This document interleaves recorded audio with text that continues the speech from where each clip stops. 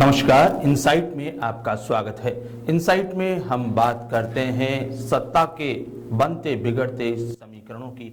और अगर अभी हम बात करें वर्तमान में, तो राजस्थान में सत्ता के समीकरण कुछ असंतुलित हैं, कुछ पटरी से उतरे हुए हैं। और उसी के चलते जब पंजाब में मुख्यमंत्री रहे, वहां कैप्टन अमरिंदर सिंह को जिस ढंग से तत्काल बदला गया, उसके बाद राजस्थान में भी सरगर्मियां तेज है। लेकिन हम आपको बता दें कि इन सरगर्मियों के बीच जो सबसे बड़ी बात है वो ये है कि राजस्थान की इन सरगर्मियों में जो तेजी है, वो तेजी महसूस की जा रही है पिछले 2 दिन से। वो है मुख्यमंत्री अशोक गहलोत की एक बार फिर से पुरानी शैली में लौटना। उन्होंने आपदा प्रबंधन शुरू कर दिया है और उस आपदा प्रबंधन का सबसे बड़ा प्रमाण ये कि मुख्यमंत्री ने चुप्पी तोड़कर आला कमान में अपनी निष्ठा जताई है। ये झलकता है उनकी शैली से, उनके बयान से जो उन्होंने कैप्टन अमरिंदर सिंह के लिए दिया है। उन्होंने कहा है कि आला कमान को कई बार विधायकों की राय माननी होती है और उसी के चलते उन्हें कड़े फैसले करने होते हैं। उन्होंने अमरिंदर सिंह को जिस ढंग से नसीहत दी है निष्ठा की, उससे तो साफ झलकता है कि मुख्यमंत्री अशोक गहलोत अपने पुराने तेवर में आ गए हैं। मुख्यमंत्री अशोक गहलोत को नजदीकी से जानने वाले इस बात को समझते हैं कि उनकी सक्रियता किस तरह की होती है और उनके सक्रियता में किस तरह के बयान दिए जाते हैं। यूं भी मुख्यमंत्री अशोक गहलोत और कैप्टन अमरिंदर सिंह में रात दिन का अंतर है। जो लोग अमरिंदर सिंह की विदाई को कहीं राजस्थान की राजनीति से जोड़कर देख रहे हैं, तो वो गलत फहमी में हैं, क्योंकि राजस्थान की राजनीति में मुख्यमंत्री अशोक गहलोत जैसे राजनीति के जादूगर हैं और उन्हें अच्छी तरीके से पता है कि कब हमें क्या कदम उठाना है। यूं भी सब लोग जानते हैं कि जब उनके यहां सत्ता की उठापटक के लिए बगावत का झंडा बुलंद हुआ, तो उन्होंने पूरी ताकत झोंक दी अपनी उससे निपटने के लिए। पूरे 1 माह तक 70 साल से ज्यादा की उम्र का व्यक्ति जिस ढंग की सक्रियता दिखाता है, तो लोग अचंभित हो उठे। आखिरकार अब उनकी सक्रियता एक लंबे अरसे बाद वापस दिखाई दे रही है उनके बयान से। उनकी कार्यशैली झलकती है उनके बयान से। लोग इस बात का अंदाजा लगा रहे थे उनकी चुप्पी से कि क्या अब उनके और आला कमान के बीच कोई दूरी है। तो उस बयान के बाद उन्होंने इस दिशा में लोगों को सोचने के लिए मजबूर किया कि उनकी निष्ठा और उनकी सोच किस तरह से आज भी आला कमान के पक्ष में है। आज भी वे अनुशासन की सीमा में रहकर किस तरह से आला कमान के पक्ष में बयान देते हैं, तो ये लोगों के लिए समझने की बात है। मुख्यमंत्री अशोक गहलोत और अमरिंदर सिंह में सबसे बड़ा अंतर यह है कि कैप्टन जहां पूरी तरीके से जिद्दी व्यवहार पर अड़िग थे, तो वहीं मुख्यमंत्री अशोक गहलोत पूरी तरीके से राजनीति के मजे हुए खिलाड़ी है और वे किसी भी तरीके से अपने दावपेचों को बदलते रहते हैं। यूं भी सत्ता की लंबी पारी खेलने के बाद उन्हें पता है कि क्या बोलना है, कितना बोलना है। अगर उनके यहाँ उनके ओएसडी लोकेश शर्मा ने कुछ थोड़ी भी गलतफहमी उनके ट्वीट से होने लगी, तो उन्होंने तत्काल उस विवाद को हवा मिले इससे पहले ही नियंत्रण में ले लिया, उनका इस्तीफा दिलवाकर। ये बात और है कि उनका इस्तीफा स्वीकार हुआ या नहीं, ये तो अभी बाद में पता चलेगा। लेकिन इतना जरूर उनको जानने वाले समझते हैं कि मुख्यमंत्री अशोक गहलोत पूरी तरीके से लचीला व्यवहार रखते हैं राजनीति में। न तो वो कोई स्थायी शत्रु पालते और न ही वे किसी की मित्रता में आला कमान से दुश्मनी मोल लेने की जरूरत करते। ये बात मैं इसलिए कह रहा हूं क्योंकि पिछले दिनों जिस ढंग से गुलाम नबी आजाद की राजस्थान में यात्रा हुई और सेमिनार में वक्ता के तौर पर उनको बुलाया गया, उससे कुछ गलतफहमियां और कुछ शगुफेबाजी शुरू हो गई थी इस बात के लिए कि क्या राजस्थान में भी मुख्यमंत्री अशोक गहलोत वहां G21 के समूह के साथ कोई संपर्क साधने की कोशिश कर रहे हैं या आला कमान को कोई बिटवीन द लाइन संदेश देना चाहते हैं। लेकिन जिस ढंग से उन्होंने एक दिन पहले ही बयान दिया और कहा कि आला कमान को कड़े फैसले लेने पड़ते हैं, ये उनकी शैली है जो हर वक्त वो आला कमान के खेमे में खड़े दिखाई देते हैं। वे हर बार जब भी किसी ने आला कमान को चुनौती देने की कोशिश की, तो पिछले 2 दशक में उन्होंने साफ तौर पर आला कमान के पक्ष में खड़े होकर न केवल बयान दिया बल्कि उनका बचाव किया और हमलावर रहे आला कमान की ओर से। अब उनके इस बयान में एक और चीज छुपी है और वो चीज वो जानते हैं कि ये उनका अपना करिश्मा है, ये ही उनकी यूएसपी है। वो क्या है? उन्होंने कहा कि विधायकों की राय कई बार आलाकमान को माननी होती है। यानी कुल मिलाकर उनका कहना यह था कि विधायक जिसे चाहे आलाकमान उसी को नेता मानता है, क्योंकि कैप्टन अमरिंदर सिंह को उनके विधायकों ने नेता नहीं माना। उन्होंने जब विधायक दल की बैठक से पहले अपने निवास पर बैठक रखी तो उसमें 72 में से मात्र 28 विधायक ही उनकी बैठक में पहुंचे थे।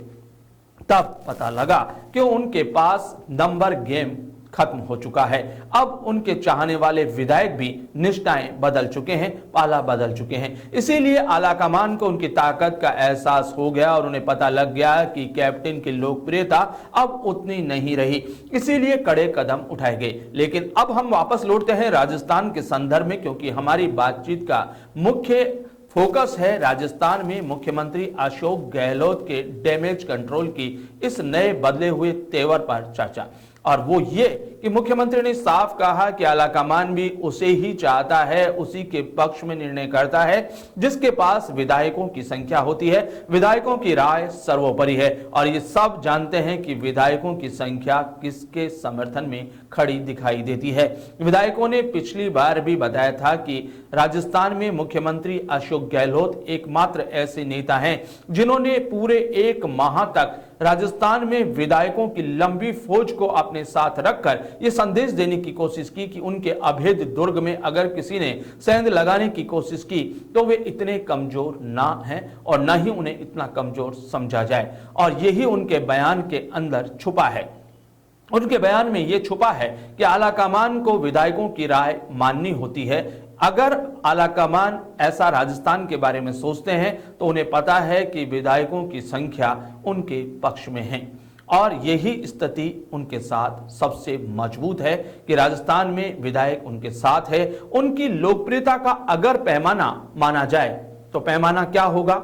लोगों में उनकी स्वीकार्यता, उसका पैमाना चुनाव है जो अभी तो फिलहाल नहीं है, और उसके बाद है कि विधायकों में उनकी कितनी निष्ठाएं हैं, विधायक कितनी निष्ठा उनके अंदर रखते हैं। तो वो पिछले दिनों ही जब बगावत का झंडा कांग्रेस में बुलंद हुआ तब अपनी ताकत का एहसास करवा चुके और ये भी बता चुके कि गहलोत विधायकों के दिल पर किस तरह राज करते हैं।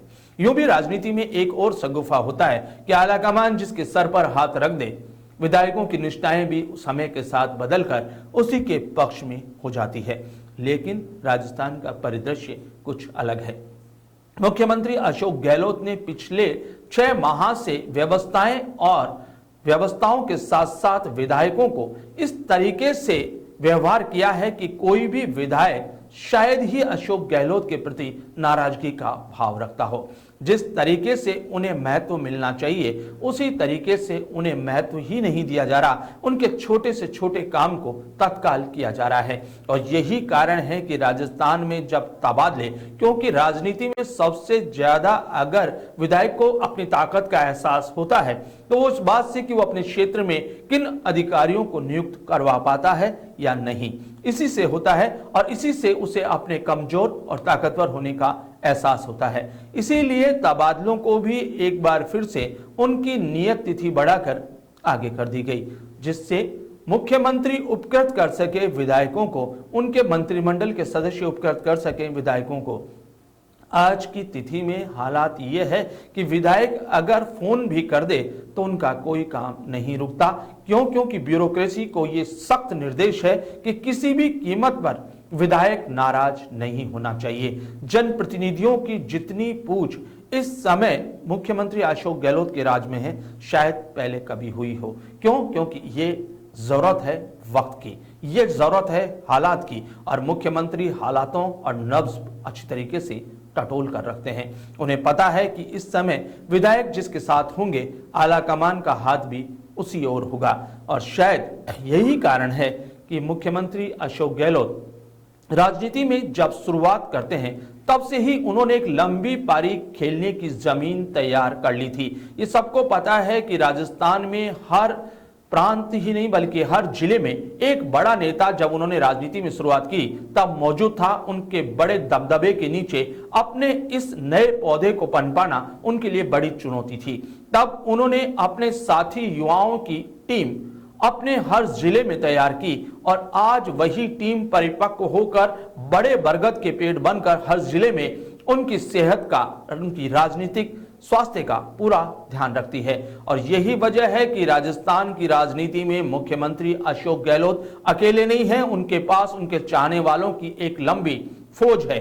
न केवल फौज बल्कि उनके पास पूरे कमांडर हैं जो हर जिले में उनके लिए काम करते हैं, उनके लिए निष्ठावान हैं और पूरी तरीके से उनकी नीति और रीति को वहां जनता में लागू करवाते हैं। यही वजह है कि मुख्यमंत्री अशोक गहलोत वो बरगद का पेड़ है जिसकी जड़ें राजस्थान में गहरी है।